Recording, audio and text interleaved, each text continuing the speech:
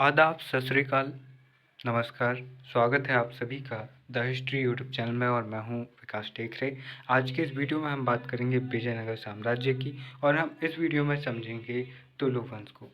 अब यहाँ पर आपको ये सुलु वंश यहाँ पर समझ में आ रहा होगा कि ये सुलु वंश लिखा है, लेकिन ये तुलु वंश लिखा है। इससे पहले मैंने इसको सुलु वंश ही लिखा था, लेकिन ये वास्तविक रूप में तुलु वंश है, क्योंकि सुलु वंश हम पढ़ चुके हैं और हम वहाँ पर प्रथम बल्लपहा देख चुके हैं और हम देख चुके हैं कि किस तरह से सुलु वंश की स्थापना होती है और जो संस्थापक रहता है वह अपने बेटे इम्माड़ी नरसिंह को, जो कि अल्पवयस्क होता है, उसको वीर नारायण के जो पिता रहते हैं उनके संरक्षण में राजा बना देता है। लेकिन वीर नारायण इस अल्पवयस्क राजा की हत्या करके खुद एक नए राजवंश की हत्या करता है, एक नए राजवंश की शुरुआत करता है, जिसको हम तुलु वंश कहते हैं। और 1505 से 1570 यानी कि तकरीबन 65 वर्षों तक ये शासन करते हैं। और इनमें हम बीरा नरसिंह जो संस्थापक या फिर पहला शासक होता है, 1505 से 1509 ईस्वी तक ये शासन करता है। और यहाँ पर देखिए, सलुव शासक इम्माड़ी नरसिंह जो कैद में थे, उसे मरवा कर तुलु वंश की स्थापना करता है। इसे द्वितीय बल्लपहार कहा गया है। और घोड़ों के व्यापार पर एक अधिकार प्राप्त करने हेतु पुर्तगाली गवर्नर फ्रांसिस डी अल्मीडा से समझौता करते हैं। इस वंश के दूसरे शासक जो होते हैं वह होते हैं कृष्णदेव राय, जिनका शासनकाल 1509 से 1529 ईस्वी तक चलता है। अब आपको ये भी ध्यान रखना है कि इसके समकालीन उत्तर भारत में क्या खिचड़ी पक रही है। तो हम देख रहे हैं कि दिल्ली सल्तनत के दो शासक इनके कार्यकाल में हमको देखने को मिलते हैं। जो सिकंदर लोदी है वह यहाँ पर शासन कर रहा है और 1504 में वह आगरा को राजधानी बनाकर 1504 में आगरा की स्थापना करता है और 1506 में आगरा को राजधानी बनाता है। साथ ही साथ हम यहाँ पर 1517 से लेकर 1526 तक किसको देख रहे हैं, इब्राहिम लोदी को, जो अंतिम लोदी शासक है और अंतिम सल्तनत शासक भी है। और फिर 1526 में हम देख रहे हैं कि बाबर आक्रमण करके इब्राहिम लोदी की हत्या करके किसकी स्थापना कर दे रहा है, मुगल वंश की स्थापना यहाँ पर बाबर कर दे रहा है। तो यहाँ पर हम बाबर का कार्यकाल भी, बाबर के जो 4 वर्ष हैं वो यहाँ पर हम देख रहे हैं। 1530 में बाबर की भी मृत्यु हो जाती है। तो यहाँ पर सिकंदर लोदी, इब्राहिम लोदी और बाबर के समकालीन है कृष्णदेव राय। और बाबर जब भारत पर आक्रमण करता है तो वह अपने विवरणों में कृष्णदेव राय को भारत का सबसे शक्तिशाली शासक बताता है। और वह विवरण कहाँ करता है, आत्मकथा में वह बाबरनामा में विवरण करता है। बाबर की बाबरनामा के विषय में एक इंटरेस्टिंग बात ये भी ध्यान रखना कि अगर एग्जाम में कहीं भी आपसे पूछा जाए कि पशु पक्षियों या फिर भारत के कल्चर से रिलेटेड कोई अगर अपनी आत्मकथा में वर्णन कर रहा है तो बिना कुछ सोचे समझे बाबर की आत्मकथा बाबरनामा या तुजुक ए बाबरी आप लगा देना, क्योंकि ये भारत की राजनीति से ज़्यादा भारत की प्राकृतिक और भौगोलिक दशाओं के बारे में ज़्यादा वर्णन करता है अपनी आत्मकथा में। अब उम्मात्तर के विद्रोही नायकों को ये हराता है और इसने बहमनी शासक एवं बीजापुर शासक यूसुफ आदिल शाह की संयुक्त सेना को पराजित किया। इस युद्ध में यूसुफ आदिल शाह मारा जाता है और गजपति शासक प्रताप रुद्रदेव को पराजित कर उसके कुछ क्षेत्र पर अधिकार करता है। और साथ ही ये उपाधि भी लेता है गजपति सप्ताहांक हराना, कि भैया मैंने गजपति को हरा दिया हूँ, ये बताने के लिए यहाँ पर कृष्णदेव राय ये उपाधि लेते हैं। और साथ ही साथ प्रताप रुद्रदेव की बेटी से विवाह करके उनके साथ में पारिवारिक संबंध भी स्थापित करते हैं। अब देखो, बीजापुर शासक इस्माइल आदिल शाह को भी ये पराजित करते हैं। और रायचूर दोआब, जो कि एक महत्वपूर्ण दोआब रहता है, और रायचूर दोआब एक ऐसा स्थान होता है जहाँ पर कृष्णा तुंगभद्री का जो दोआब रहता है, जहाँ पर बहुत ही उपजाऊ मिट्टी होती है, उन क्षेत्रों पर ये अधिकार कर लेते हैं। अब कमजोर बहमनी शासक को ये पुनः सत्ता पर स्थापित कर उपाधि लेते हैं यवन राज स्थापनाचार्य, कि भाई मैंने यवन राज्य, जो यवन क्षेत्र के हैं, ये बाहर विदेशी हैं, इन्हें मैंने स्थापित किया हूँ, तो भाई मेरे पास ये भी एक टाइटल है। तो यहाँ पर कृष्णदेव राय यवन राज स्थापनाचार्य की उपाधि एक कमजोर बहमनी शासक को सत्ता में स्थापित करके लेते हैं। कृष्णदेव राय ने पुर्तगाली गवर्नर अलबुकर्क से मैत्रीपूर्ण संबंध स्थापित किए और कुछ उन्होंने बातें इसके साथ की, कुछ शर्तें इनके बीच में हुई, जैसे घोड़ों के व्यापार पर एकाधिकार प्राप्त इन्होंने किया। पुर्तगाली इंजीनियर की सहायता से अपने राज्य में बंजर भूमि पर सिंचाई सुविधा का विस्तार करवाया। बदले में पुर्तगालियों को ये बीजापुर से गोवा क्षेत्र छीनने में मदद करते हैं और भटकल में किले निर्माण की ये अनुमति देते हैं पुर्तगालियों को। अल्बुकर्क ने कृष्णदेवराय के दरबार में फादर लुई को अपना दूत बनाकर भेजा था। कृष्णदेवराय ने अपनी माँ नगल देवी के नाम पर नागलपुर व अपनी पत्नी के नाम पर हासपेट नगर बसाए। तो ये अपनी पत्नी और अपनी माँ के नाम पर नगरों की स्थापना करते हैं कृष्णदेवराय। कृष्णदेवराय ने भगवान नरसिंह की एक विशाल मूर्ति का भी इन्होंने निर्माण करवाया था और कृष्णदेवराय ने हजार स्वामी मंदिर भगवान राम को समर्पित है, विट्ठल स्वामी मंदिर भगवान कृष्ण को और चिदम्बर मंदिर भगवान विष्णु को समर्पित है। और इन सभी मंदिरों के निर्माण से क्या पता चल रहा है कि भगवान विष्णु और उनके अवतारों के मंदिर बनवा रहे हैं। इसका मतलब ये वैष्णव पंथ के अनुयायी हैं। संस्कृत एवं तेलुगु का विद्वान व संगीतज्ञ थे। तो हम यहाँ पर देखते हैं कि जो विजयनगर साम्राज्य की स्थापना हरिहर बुक्का 1336 ईस्वी में करते हैं, तो कहाँ पर से आंध्र प्रदेश क्षेत्र से वो आते हैं और कर्नाटक क्षेत्र में राज्य की स्थापना करते हैं। विजयनगर आज का जो कर्नाटक में एक जिला भी है, उसके हम्पी क्षेत्र जो कि विजयनगर के नाम से जाना जाता था, उसकी वो स्थापना करते हैं, उसको वो अपनी राजधानी बनाते हैं। तो यहाँ पर ये ध्यान रखना कि शुरुआती जो विजयनगर शासक होते हैं, संगम वंश के आप बात करो या फिर आप सलू वंश की बात करो, तो वो अपनी राजभाषा किसको बनाए रखते हैं, कन्नड़ को बनाए रखते हैं, क्योंकि वो मानते हैं कि भाई अगर हम कन्नड़ क्षेत्र में शासन कर रहे हैं तो हमको उस भाषा को दरबारी भाषा बनाए रखने चाहिए जो इस क्षेत्र की लोकल भाषा है, ताकि लोगों को समझ में आ सके और हम उनसे कनेक्ट हो सके। लेकिन कृष्णदेवराय यहाँ पर क्या करते हैं, वो कहते हैं कि भाई हमारे पूर्वज आंध्र क्षेत्र से आए थे, तो हम हमारी जो भाषा बनाएंगे वह बनाएंगे हम इसको तेलुगु को। तो यहाँ पर तेलुगु बोले तो आंध्र प्रदेश क्षेत्र की भाषा। और हम देखते हैं कि 1953 में इसी तेलुगु भाषी राज्य की स्थापना के लिए श्री रामुलु पोट्टी यहाँ पर मर जाते हैं अनावरण अनशन करते हुए, और फिर आंध्र प्रदेश की स्थापना होती है। पहला भाषाई आधार पर स्थापित राज्य आंध्र प्रदेश 1953 में अक्टूबर। अब देखो, तो इस तरह से इसकी स्थापना की हमने बात कर ली और साथ ही इनकी भाषा की भी हमने बात कर ली। अब इनके समय तेलुगु का सर्वाधिक विकास होता है, क्योंकि ये तेलुगु को अपनी दरबारी भाषा बना लेते हैं। अब इनकी कुछ उपाधियाँ थी। अभिनव भोज और आंध्र पितामह की उपाधि ये लेते हैं। अभिनव भोज और आंध्र पितामह की उपाधि कौन ले रहे हैं? कृष्णदेवराय ले रहे हैं। ये संस्कृत के भी बड़े विद्वान थे और ये संस्कृत में 3 नाटक लिखते हैं, जाम्बती कल्याणम। कृष्ण और जाम्बती हमने देखा था जब हमने पंचवृष्णि वीरों की बात की थी। मौर्योत्तर काल के समय पर पंचवृष्णि वीर यानी कि वैष्णव परंपरा के 5 प्रमुख वीर योद्धाओं की अगर हमने बात की थी, तो हमने देखा था कृष्ण आ रहे थे और यहाँ पर कृष्ण के बेटे जो अनिरुद्ध आ रहे थे, और कृष्ण और जामवती के एक बेटे थे जाम नहीं साम नाम था उनका, वो आ रहे थे, बलराम आ रहे थे, और एक और उनका नाम मैं भूल गया हूँ, वो यहाँ पर आ रहे थे। कृष्ण हो गए, बलराम हो गए, जाम हो गए और अनिरुद्ध थे, और एक अनिरुद्ध के पिता थे, मतलब अनिरुद्ध तो भगवान। तो मुझे यहाँ पर थोड़ा सा कन्फ्यूज़न है भैया, और ज़्यादा खिचड़ी पके उससे अच्छा है कि आप पिछले नोट्स को उठाकर देखना। मैं खुद भूल गया, मुझे खुद रिवीजन करने की ज़रूरत है। तो यहाँ पर एक बात तो आप भी सीख लो, मैं भी सीख लूँ कि रिवीजन करना बड़ा ज़रूरी है, वरना मेरे जैसे आप फिर हो जाओगे यहाँ पर टाटा बाय बाय।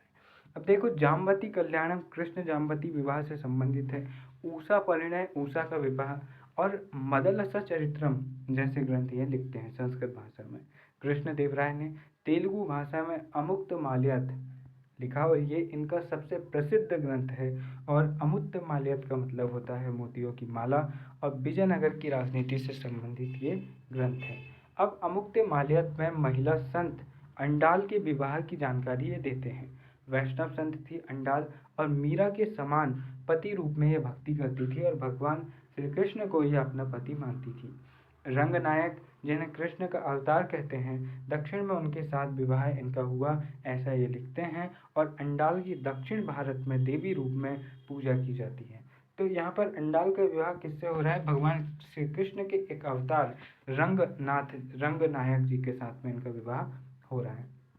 अब इसके दरबार में यानी कृष्णदेव राय के दरबार में तेलुगु के 8 विद्वान रहते थे और इन्हें अष्टदिग्गज कहा जाता था। तो कुछ मंत्रिमंडल बहुत ही ज़्यादा खास होती है, जैसे आप चंद्रगुप्त विक्रमादित्य या जो चंद्रगुप्त सेकंड है, समुद्रगुप्त का बेटा गुप्त शासक, उसके आप नवरत्नों की बात करो, अकबर के नवरत्नों की बात करो, या फिर आप छत्रपति शिवाजी महाराज के अष्ट प्रधान मंत्रिमंडल की बात करो, उसी तरह यहाँ पर जो कृष्णदेव राय जी हैं, इनका अष्टदिग्गज भी काफ़ी प्रसिद्ध था। अब इसमें 8 विद्वानों को देखिए, 8 को तो नहीं देखेंगे, लेकिन जो प्रसिद्ध है उनको देखते हैं। अल्लासानी पेदन्न, मनुचरितम, स्वरुचि भोज, स्वरुचि संभव, हरिकथा शरणम, तेनाली रामा पांडुरंग महात्य लिखते हैं, और तेनाली रामा कृष्णदेव राय के अच्छे मित्र भी थे।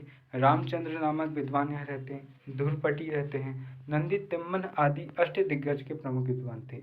अब इनके अष्टदिग्गज और बाकियों के मंत्रिमंडल में क्या अंतर है? तो यहाँ पर अगर आप अकबर के नवरत्न की बात करूँ या शिवाजी महाराज के अष्ट प्रधान की बात करूँ, तो यहाँ पर पद में जो बैठे हैं वो मंत्री भी हैं, जैसे पेशवा प्रधानमंत्री है, अमात्य है। उसी तरह से आप अकबर के नवरत्नों में देखोगे तो यहाँ पर वित्त मंत्री है, प्रधानमंत्री है, सैन्य मंत्री है, तो उनको भी नवरत्नों में शामिल कर रहे हैं। जबकि यहाँ पर इनके अष्टदिग्गज में कौन है?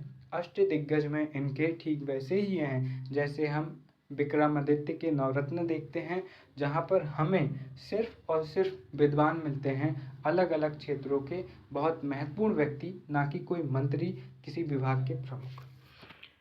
अब देखो, अल्लासानी पेदन्न को आंध्र कविता का पितामह भी कहा जाता है, क्योंकि ये पहली कविता लिखते हैं, इसलिए अल्लासानी पेदन्न को जो आंध्र कविता का पितामह कहा जाता है। और इस समय पर हम देखते हैं कि जो कृष्णदेव राय है, इनके समय पर जो तमिल है, जो तेलुगु है, उसका स्वर्णकाल इनके समय पर चलता है। तेलुगु तो तमिल तो तमिलनाडु की भाषा है, ठीक है। अब अच्युत देव राय, इनका हम कार्यकाल देखते हैं 1530 से 1543 ईस्वी। इससे पहले ये ध्यान रखिएगा कि कृष्णदेव राय के गुरु कौन थे? तो वे थे व्यासराज। अब अच्युत देव राय 1530 से 1543 ईस्वी तक शासन करते हैं और कमजोर शासक के होते हैं, और इनके समय सत्ता के 2 केंद्र बन जाते हैं। इनके 2 साले राम राय और तिरुमल के हाथों में इनकी सत्ता आ जाती है, और इसने नायकों पर नियंत्रण के लिए महामंडलेश्वर नामक अधिकारी नियुक्त किया। पुर्तगाली यात्री नुनिस इसी के काल में विजयनगर आता है, और अच्युत देव राय के समय अच्युत देव राय ने राम राय के सत्ता हथियाने के प्रयासों को विफल करने के लिए अपना राज्याभिषेक राजधानी से दूर तिरुपति एवं कालाहस्ती में 2 बार करवाया था। फिर अगले राजा बनते हैं सदाशिव राय 1543 से 1570, और ये अंतिम शासक भी होते हैं, और ये छोकरा भी बहुत कमज़ोर होता है, और इसके समय पर वास्तविक सत्ता इसके मम्मा राम राय के हाथ में होती है। राम राय ने शासक वर्ग से संबंधित वंशों को हटाकर अपने वंश के लोगों को उच्च पद पर बैठा दिया। इसने प्रशासन में बड़ी मात्रा में मुस्लिमों को शामिल किया। राम राय इसका मम्मी का भाई था और इसके नाना का बेटा था। अब कौन था आपको पता लगाना है। राम राय ने दक्षिण में शक्ति संतुलन बनाए रखने के लिए पड़ोसी 5 मुस्लिम राज्यों को आपस में युद्ध में उलझाए रखने का प्रयास किया। तो यहाँ पर देखो, इनसे सबसे बड़ी गलती क्या होती है, इनकी सेना में तो काफ़ी ज़्यादा मुस्लिम थे, तो मुस्लिमों का ऐसा नहीं कि अनादर करते थे, सम्मान करते थे, लेकिन इन्हें लगता था कि भाई हम कमज़ोर हो गए। तो जो ये बहमनी साम्राज्य से निकले, जो बीदर, बरार, गोलकुंडा, बीजापुर, अहमदनगर, जो ये 5 अलग अलग छोटे राजवंश है, इनको ये आपस में लड़ाते थे ताकि वो इन पर आक्रमण ना करें। अब बाद में क्या होता है कि उन लोगों को जब समझ में आता है कि भाई ये हमको लड़ा रहा है, तो फिर 5 गुट बनाकर फिर इनसे लड़ते हैं, और फिर इनकी तो बाट लग जाती है इनकी। अब राम राय के समय पर, अपने जो पिछले कुछ शब्दों के लिए माफ़ी चाहूँगा, इनके साथ में बहुत बुरा होता है। राम राय के समय पुर्तगालियों के संबंध हमेशा मित्रतापूर्ण नहीं रहे। 1542 ईस्वी में गोवा के पुर्तगाली गवर्नर मार्टिन लुकोन्सो डिसूजा के समय विजयनगर के संबंध बिगड़ जाते हैं। और इसके बाद में हम देखते हैं 1547 में पुर्तगाली गवर्नर जोआकी कास्त्रो के साथ राम राय की मित्रता स्थापित होती है और घोड़ों के व्यापार में फिर से ये एकाधिकार कर लेते हैं।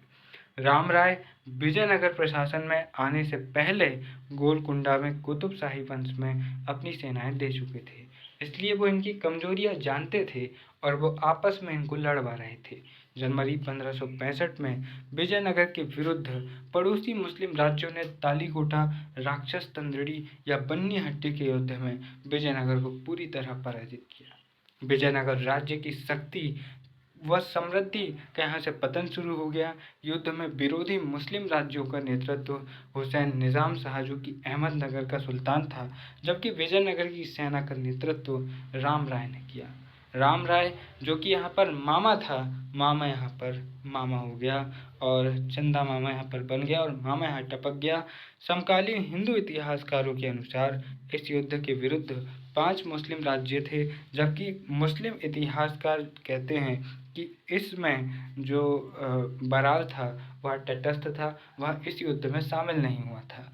विजयनगर के विरुद्ध 5 राज्यों के संघ का नेतृत्व अली आदिल शाह जो कि बीजापुर का सुल्तान था उसने किया था, मतलब उसने इनको एकजुट करने का काम किया था। तो यहाँ पर ध्यान रखना कि युद्ध में नेतृत्व कौन कर रहा है, हुसैन निज़ाम शाह जो कि अहमदनगर का सुल्तान है, जबकि इनका 5 गुट, पाँचों को आपस में, कुछ इतिहासकार कह रहे हैं कि 5 है, कुछ कह रहे हैं कि 4 है। जो हिंदू इतिहासकार हैं समकालीन वो कह रहे हैं कि 5 शामिल थे भैया मारने में, और जो मुस्लिम इतिहासकार है वो कह रहे हैं समकालीन वाले मुस्लिम इतिहासकार कि भैया बराल तटस्थ था। तो यहाँ पर जो बीजापुर के सुल्तान हैं अली आदिल शाह, वह इन 5 को एकजुट करने का काम करते हैं। हालांकि युद्ध में नेतृत्व कौन करते हैं, अहमदनगर के शासक।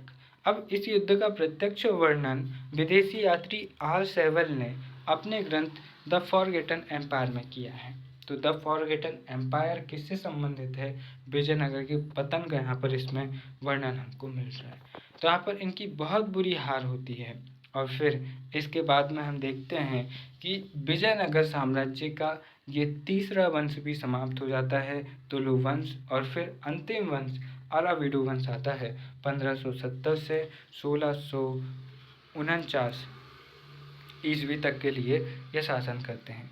तो ये भी तकरीबन 79 ईयर्स ये शासन करते हैं। अब यहाँ पर देखिए कि संस्थापक इनका रहता है तिरुमल।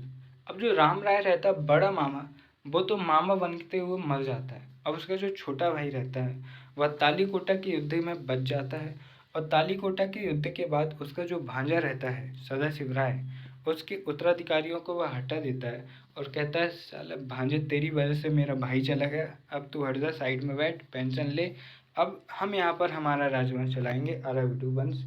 और राजधानी इनकी होती है बैनगोंगा या बैनगोंडा।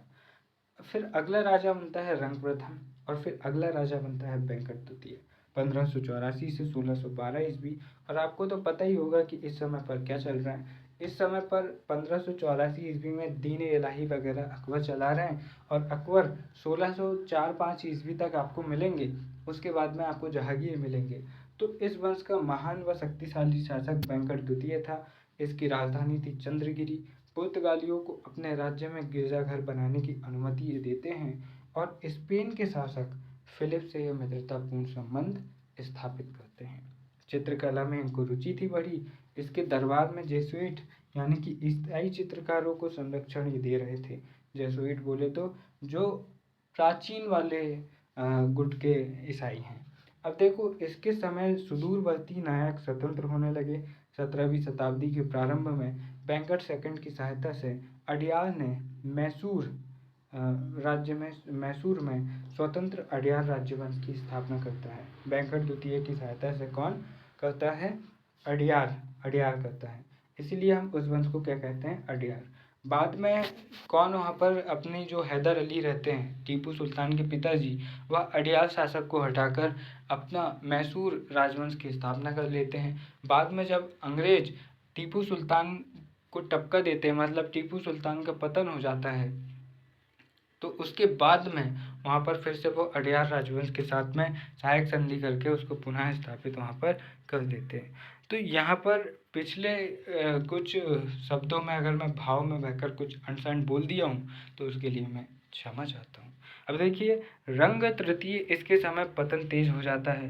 विभिन्न क्षेत्रों के नायकों कनारा, तिरुचिन्नापल्ली, कांची आदि ने स्वतंत्र राज्य की स्थापना की इन क्षेत्रों में, और इस समय विजयनगर राज्य एक छोटे राज्य में बदल गया।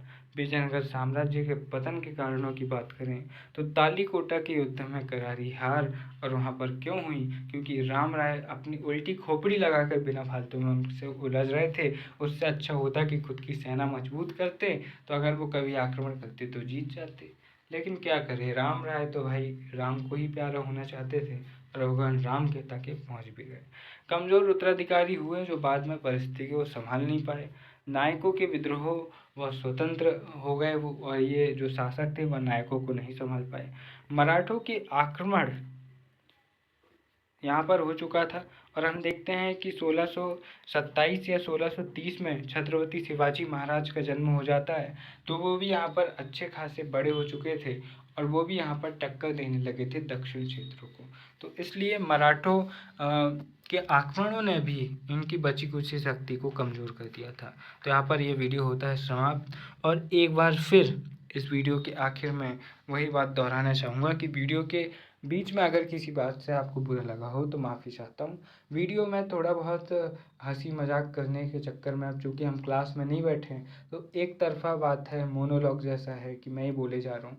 तो अपने आप का मन बहलाने के लिए आप भी क्लास में बने रहो, इसलिए कई बार बोल देते हैं, और उम्र का तकाजा है भाई साहब, तो कई बार थोड़ा बी ग्रेड टाइप भी शब्द निकल जाते हैं, तो इसके लिए हम माफ़ी चाहते हैं। वीडियो के आखिर में बस इतना ही कहना चाहूँगा, जब हम अपशब्द बोलते हैं तब खुद को अव्यावहारिक और कमज़ोर प्रमाणित कर देते हैं। इस बात को आप इसी एग्जाम्पल से समझ सकते हैं कि अगर आपको मेरे इस वीडियो में कोई गलत शब्द लगे होंगे तो आपने मेरे कैरेक्टर को नीचा समझ लिया होगा, आपने मुझे कम आंका होगा। क्यों?